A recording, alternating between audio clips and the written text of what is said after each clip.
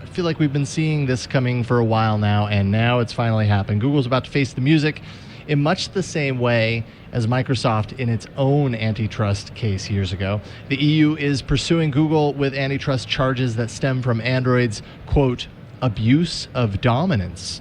The EU points to Google's prioritization of its services on the majority of Android devices sold in Europe. EU Commissioner Margaret Vestager said, quote, tablet and smartphone manufacturers are not free to choose which search engines and which browsers to install on their devices. This hampers competing browser and search providers. This whole investigation opened last April, so it's been a while coming. We kind of knew that at some point it was going to kind of, cap off in this sort of way. It specifically calls out the pre-installed state of apps, things like Google Search, where if you are running an official version of kind of Google's approved version of Android, let's say, then there's a whole suite of Google's apps that are required to be installed on the device. Google sets this out and basically says if you want to run an Android that has our services, then you have to run all of those services.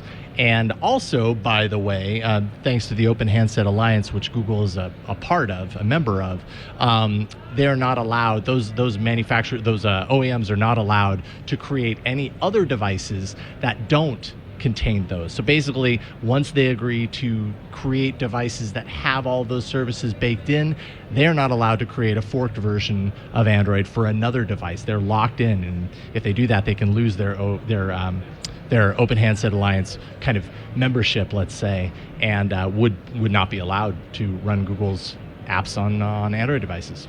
So the issue is that people can't choose to install something else, or the issue is that it's pre-installed, so it's kind of like how Internet Explorer was pre-installed on Windows all those years, and that was an issue, even though you could install something else. Yeah, it's kind of a little bit like that, right? Like, if you're getting a version of Android that has all of these apps and services built into it, that wouldn't stop me from going on and installing Firefox, let's say, to kind of continue down the browser path. Chrome's already installed. I could still install Firefox, but the fact that Chrome is there, and actually in some ways these Google apps are kind of embedded into the OS on a certain layer. So there's even kind of deeper integration when you go with kind of the official implementation. And I think those things are concerning to the EU, to the point to where it's like, well, how is anybody going to compete? You've already provided all of these services. They're baked in, and you've basically said you have to have them there or else face these consequences.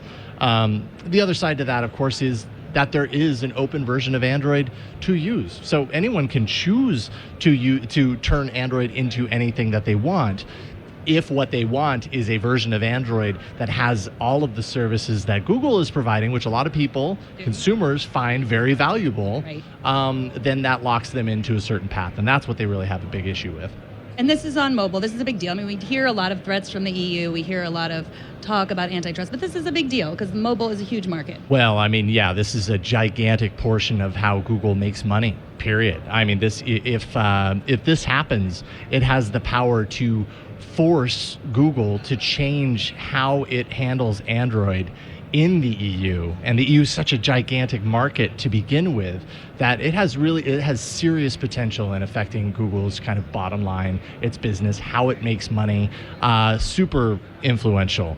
Now, in kind of a lesson of tit for tat, back in 2009, Google supported the EU in opening up Internet Explorer. So it kind of, what goes around comes around. They supported it then. This is a kind of a similar situation, and they find themselves on the other side of it. Interesting tidbit, which is tangentially related to this. I heard research recently that the people, one marker for success in a job is what browser you use. And the people who are most successful at jobs, they did the study, are people who use Chrome and people who use Firefox. It's interesting. I know it's not because they're better browsers. It's because you have to go and install them. Like they're not what comes pre-installed. We're not talking about Android. I'm talking desktop, on desktop. Not Android, not a Chromebook, but on Windows or a Mac machine. Right. So people who use Safari, people who use Internet Explorer, people who use what's there and don't go, hey, maybe there's something better. I'm going to try it. That's a marker for success in who you should hire, which makes sense, right? Because it's like, I'm not satisfied with what I have here. I'm going to go and find something that makes my job more efficient. Sure. That probably applies to certain careers or, certain jobs more than others.